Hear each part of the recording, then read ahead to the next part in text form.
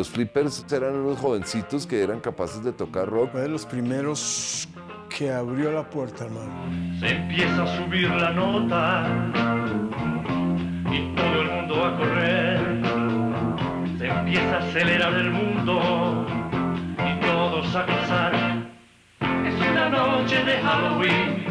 Los Speakers, los Flippers, los Ampes, los John Beats y los Yetis, éramos los 5 grandes grupos de rock de este país. Arturo Astudillo lo podemos valorar como un aglutinador del talento propio suyo y de varios de los músicos que hicieron parte de la generación. Para mí Arturo Astudillo, además de ser un músico enorme, es uno de los pilares del rock en Colombia. Es uno de los pioneros y de los pioneros de lujo, porque pues mucha gente se le metió el diente al asunto y mucha gente quiso ser rockero, pero no todos tuvieron la valentía de seguir siéndolo. Además de ser conscientes de que eso no era un juego, de que eso era una profesión, de que esto es una cosa que es de por vida.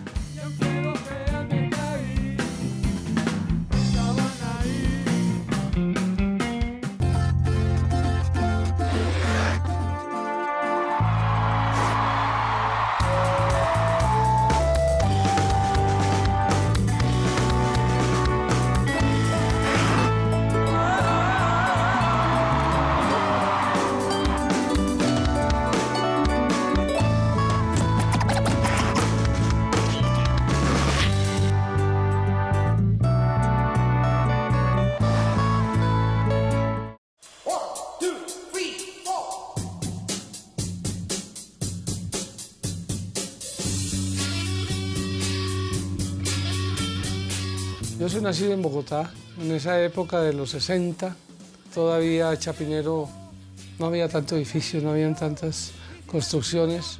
Yo diría que Bogotá era muy pueblerina en esa época, muy provinciana. Hace el ciclo del padre hacia el hijo tiene que ser la copia de su padre, como su padre le dijo que tenía que ser y la profesión que tenía que asumir. Patriarcal, tradicional, vestirse de una manera, ir a la misa los domingos, y ya estaba su línea trazada.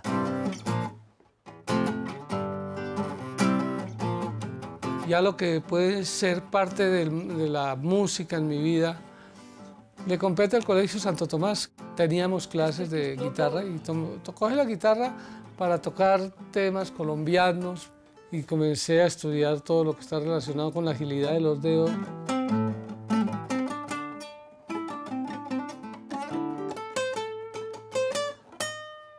A finales de los 50 empiezan a aparecer una serie de películas. Mi mamá me llevó a ver una película y fue la de Bill Haley and His Comets. Yo creo que fue la revelación para todos los que teníamos más o menos esas edades en esa época. Eso fue algo que nos impactó mucho. Recuerdo que íbamos al teatro y la vimos muchas veces. Vino aquí a Colombia a tocar y después de eso yo creo que todos los colombianos quedaron siendo rockeros. Yo entro verdaderamente al rock porque había un almacencito de discos muy pequeño en Medellín, en la calle Maracaibo, y lo atendía una muchacha que se llamaba Gudiela. Entonces me saca el primer long play que sacaron de los Beatles aquí y lo puso. Entonces sonó I Wanna Hold Your Hand. O sea, apenas a mí me pusieron los primeros 10 compases de la canción, yo sentí que me habían pegado un hachazo en la espalda. Yo dije, esto es lo mío.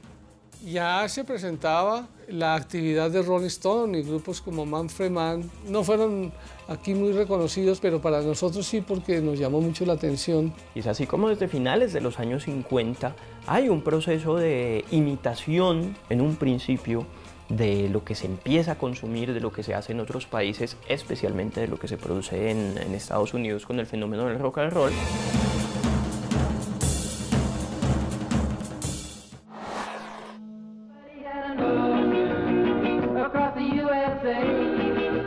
Un espectáculo de música a gogó al aire libre. Ya entrando en los 60 entra la radio. Fue muy importante y yo pienso que fue la que difundió realmente el rock and roll en Colombia. También es un contexto en el cual los jóvenes se están visibilizando de diferentes formas. Después vino la época de Radio 15. Radio 15 fue una emisora innovadora, diferente, que empezó... Unas personas muy importantes, entre esas yo destacaría a Carlos Pinzón. Estaba este tipo de Grave, y era un programa como muy, digamos, de nivel internacional en el sentido de que ellos traían lo que en esa época, entre comillas, se llamaba la música americana.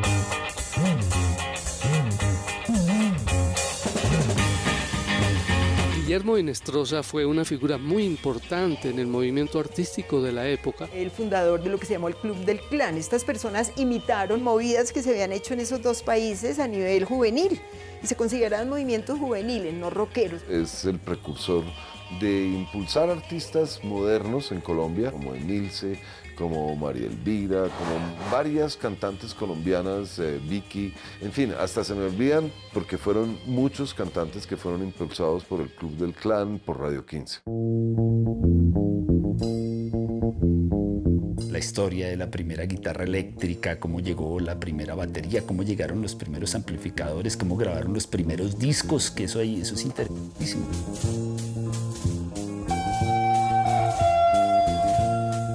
En mi época era empírico, absolutamente todo. Ninguno había pasado por una escuela de música. En Colombia en los 60s, en Bogotá solo había una academia de música, yo recuerdo que se llamaba Los Promeseritos y no le enseñaban a uno realmente mucho. Y era una música esencialmente interpretada por adolescentes, como lo eran en ese momento los flippers. Entonces, guitarras eléctricas ni nada de eso aquí no se conocía, nadie había visto eso. En las fotos, las películas.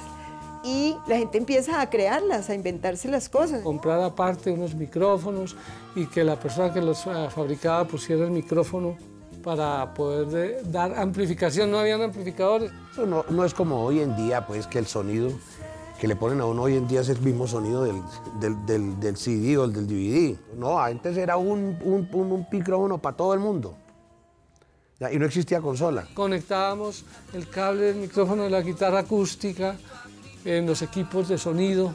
Tocaban con platillos, se volvió muy de moda tocar con acordeón el rock and roll. Mi hermano Luis, que en paz descansa, trabajaba en la flota mercante Gran Colombiana y me trajo una guitarra del Japón, una Teisco. Entonces yo quedé realmente sorprendido porque tenía unos colores como brillantes y ya tenía sus micrófonos como debe ser una guitarra eléctrica. Me la trajo un amplificadorcito Teisco también, pequeño, como de 12 vatios, de los que uno utiliza para tocar en la casa, en las reuniones. Y así empieza como a profesionalizarse la cosa y a cuajar. Soy conformista provincial.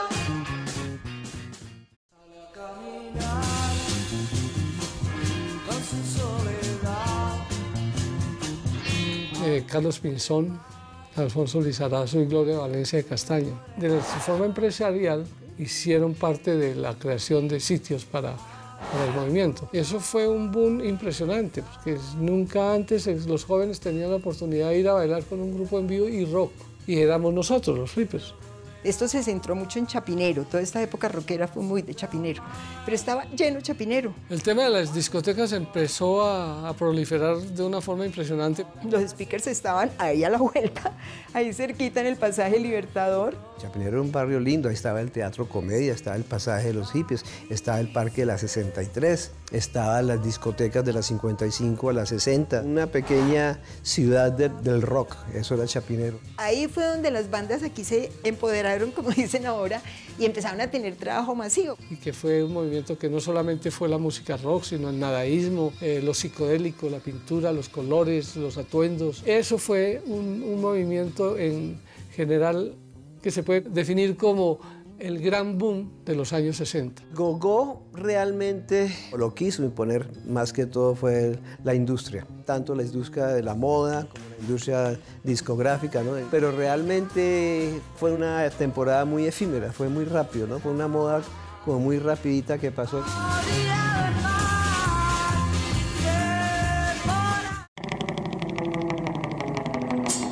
Una riqueza muy importante que tuvieron los flippers fue el hecho de convertirse en una escuela, en una especie de laboratorio de varios de los más talentosos pioneros del rock. Con mi primer amigo, gran amigo de toda la vida, Carlos Martínez, quien con él hicimos la creación del grupo Los Flippers y que interpretó en su voz magistral Carlos Cardona, el baterista que en paz descansa. Estamos hablando de Miguel Muñoz, Miguel Turier, Ferdi, Guillermo Acevedo, El Sardino y otros más que pues ahora lamento olvidar sus nombres, de esa cantidad de artistas y que no solo no eran necesariamente gregarios, sino que dejaban también su impronta.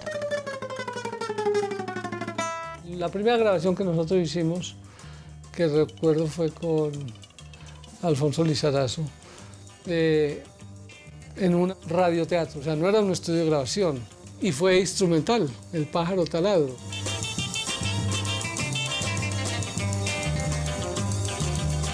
Nosotros nos conocíamos todos, que nosotros estudiamos en el Santo Tomás, todo en ese tiempo todas las bandas se conocían, todo el mundo andaba.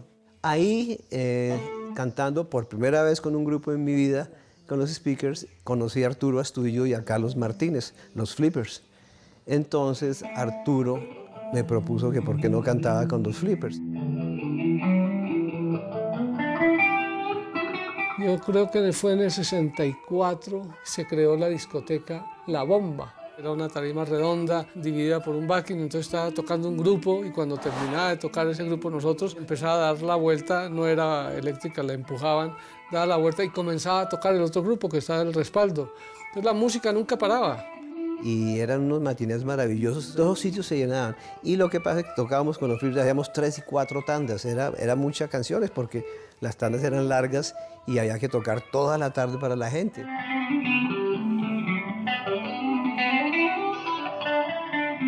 Arturo era una persona muy disciplinada y eso me dio a mí un buen ejemplo, porque Arturo con los ensayos era muy riguroso, los ensayos, un compás había que hacerlo perfecto como era. El grupo sonaba muy bien porque nosotros ensayábamos con mucho juicio y eso es uno de los factores importantes para que un grupo progrese. No éramos el grupo desorganizado que andaba sin ensayar y que tocaban lo que... No, no, no.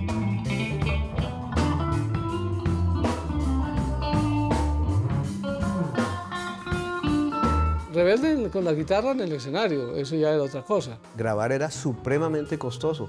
Pensar en grabar un long play tenía que tener un patrocinio muy importante de una compañía muy importante porque era muy costoso. Y aparecieron unas personas que querían invertir en el grupo y en ese diciembre, calculo que fue en el 65, la propuesta de los empresarios era de que fuéramos a Estados Unidos a traer unos equipos profesionales. Nosotros viajamos a Miami y estuvimos en un almacén, AC Music, que es un almacén donde hay 200 guitarras, 500 amplificadores. Nos preguntaban que qué equipo queríamos, nosotros no teníamos conocimiento de marca, entonces me preguntan a mí, ¿usted qué guitarra quiere? Yo dije, pues la de George Harrison. Entonces me pasaron la guitarra de George Harrison. ¿Y qué amplificador quiere? Pues el de amplificador de George Harrison. Y usted al otro guitarrista que yo quiero, el de John Lennon. Y al bajista que bajo quiere, el de Paul. Nos trajimos los equipos de los Beatles, en resumidas cuentas, porque al baterista le preguntaron que qué batería quiere. Y dijo, pues la de Ringo.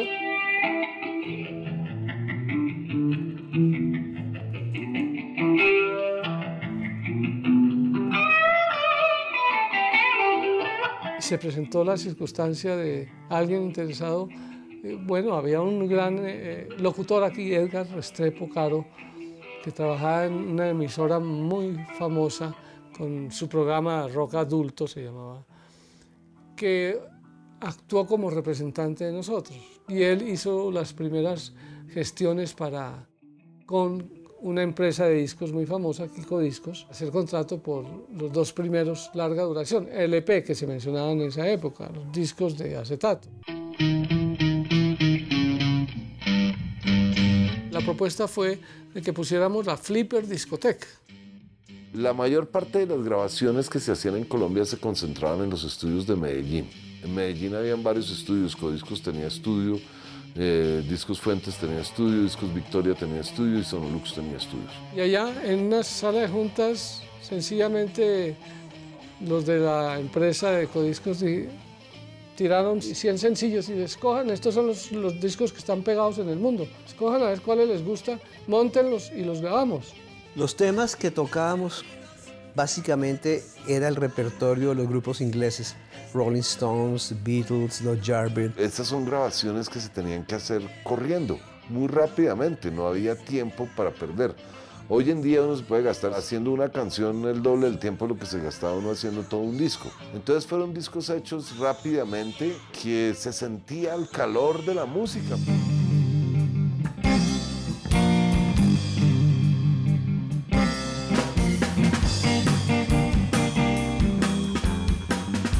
Pero ya teníamos las ganas de hacer música propia. Hay varios factores. Hubo un reto, por ejemplo, para los músicos que fue volverse compositores.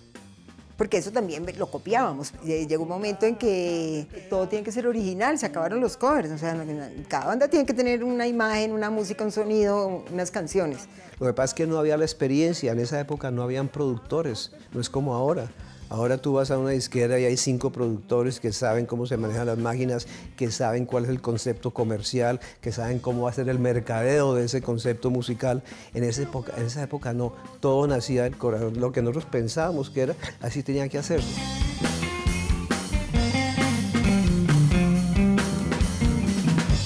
Empecé a componer canciones cuando la presencia de Carlos Cardona, el baterista, que era el cantante.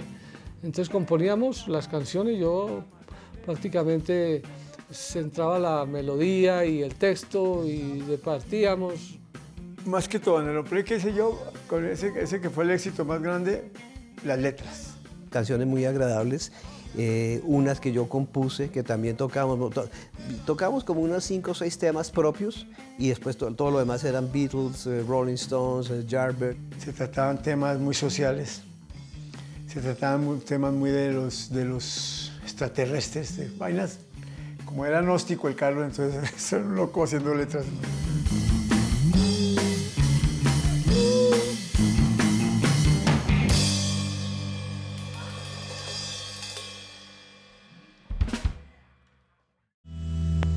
Siento como floto en el aire. Ya a finales de los 60, pues las tendencias empezaron a cambiar porque, pues digamos, en el 65 ya los Beatles dieron un salto musical enorme y de ahí en adelante llega Hendrix, Janis Joplin, me ha hecho todo el combo que llegó a finales de los 60, que era impresionante y que ya venían con otro cuento.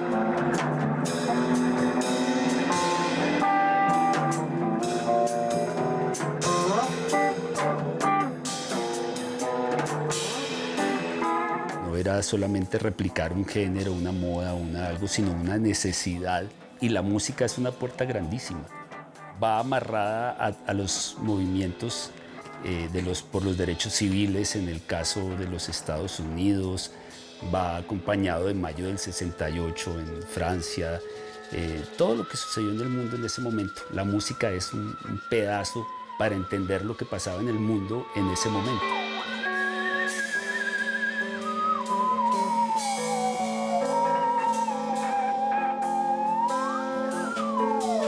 Hasta que llegó el pasaje de la 60. Eso era lleno de pelados, era impresionante y eso volvió un comercio alternativo, yo creo que de los primeros que había en Bogotá. Y el movimiento fue muy interesante porque eso quedó para toda la vida. Yo creo que el que vivió en el pasaje de los hippies todavía lo tiene en el corazón porque era real. Se necesitaba que cada individuo de esa época, cuando tenía 14, 15 años, tuviera una propia identidad, no la identidad que nos había marcado en la casa. Marihuana y entonces ya ahí empezaron otras variables que a la gente no le gustaron, el pelo ya no estaba como el de los Beatles, sino que ya el pelo estaba largo y la gente ya se empezó a vestir ya bien extravagante.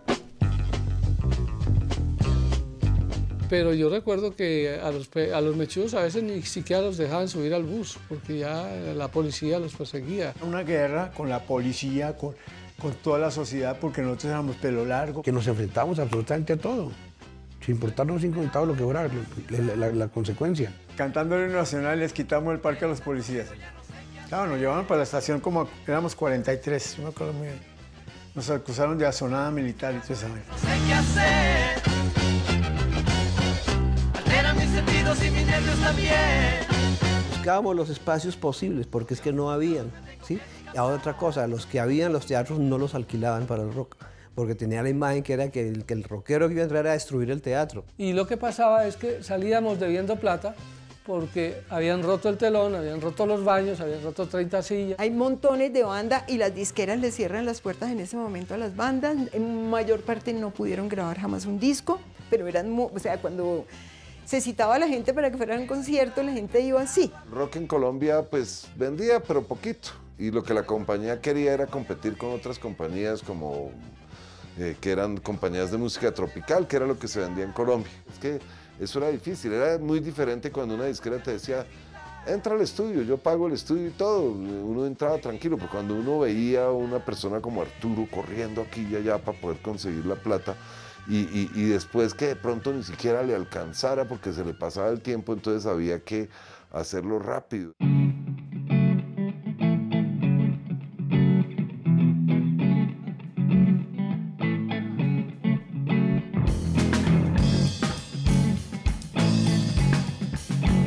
los Flippers es uno de esos primeros grupos también en Colombia, de todos los géneros, que se aventura a la posibilidad de editar de manera independiente su música. Aquí no había ningún apoyo de nada. A uno le tocaba luchar por sus vainas solo.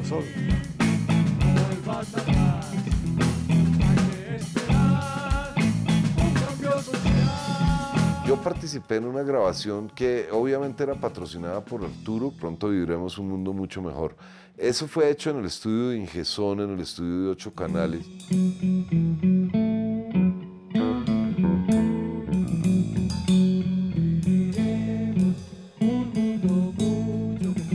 Me da una nostalgia terrible viendo lo que estamos viviendo ahora. Yo me acuerdo de esa canción, digo, que con ese sueño con que uno cantaba esas cosas y las coreaba y pensaba que pronto viviremos un mundo mejor de verdad. Eso trató de salvar el mundo y que parecía que la cosa iba por ese sendero, pero no, volvió otra vez al money. Y estamos peor ahora con las armas y toda esa vaina. Un mundo mucho mejor y todavía estamos esperando eso.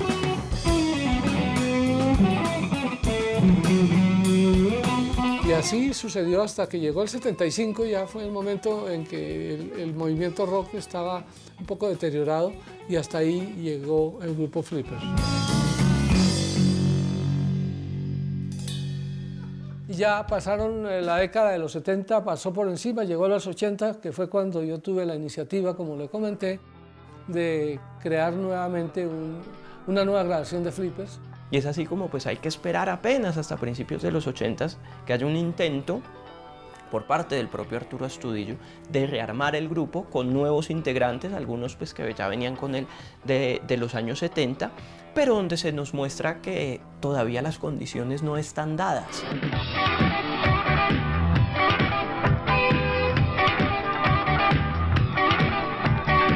Caso como el de Arturo Astudillo es un ejemplo de persistencia, pues él decide hasta el último momento, hasta el último estertor de esta generación de pioneros, seguir con su proyecto. Y fue como una reaparición del grupo que no floreció porque todo estaba en español y seguían en inglés. En las emisoras nos decían que es que no estaban promocionando música en español. Eso realmente da mucha tristeza que hayan tratado al rock colombiano en esas condiciones. Yo les dije, no, pues ahí en el disco hay una canción en inglés, pásenla, pero no era la imagen del disco. Ladies Night. Surge un prejuicio por parte en esta época de principios de los 80s de que interpretar rock en español era como hacer vallenato en inglés.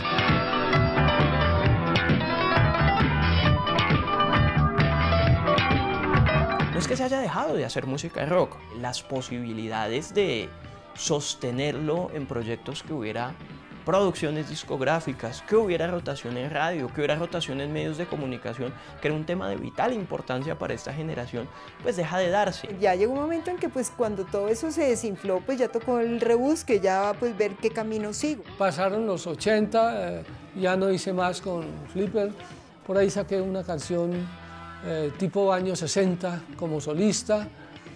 Fue algo muy pasajero. Y una lección enorme que nos dejan los artistas de los años 60 y 70, viniendo este caso concreto de los Flippers, dejar proyectos que tuvieron una vida considerable, que dejaron un legado discográfico y que pudieron mostrar la viabilidad de que contra esos obstáculos mucho más grandes que los actuales, se podía hacer música rock en este país. Se sienten pisadas que vienen de allá, se oyen cadenas y gritos de horror, son almas que sufren. Pero aportó pues el avance musical porque Arturo era un tipo estudiado desde el principio. Es una especie de selección Colombia de esos pioneros por la calidad también de los artistas que por acá pasaron. Espero que haya una recuperación de la memoria y que se ponga donde tienen que estar los que abrieron la puerta, ¿no? Para que todos entráramos, para que todos empezáramos a pasar por ahí. Mejor compórtate bien. Con su plata y la sacrificaban para poder hacer un disco y mantener su espíritu vivo. Esa época fue una pequeña semilla de toda una ideología, tanto religiosa como política. Pero lo que sí realmente movió el piso con el movimiento rock fue la aparición del concepto paz y amor, que precisamente iba en contra de toda la violencia y la guerra. Y ya verás cómo te vas a sentir en el más allá, muy lejos de aquí, en el más allá, muy lejos de aquí, en el más allá. Este programa fue financiado a través de los recursos del Fondo para el Desarrollo de la Televisión y los Contenidos de la Autoridad Nacional de Televisión.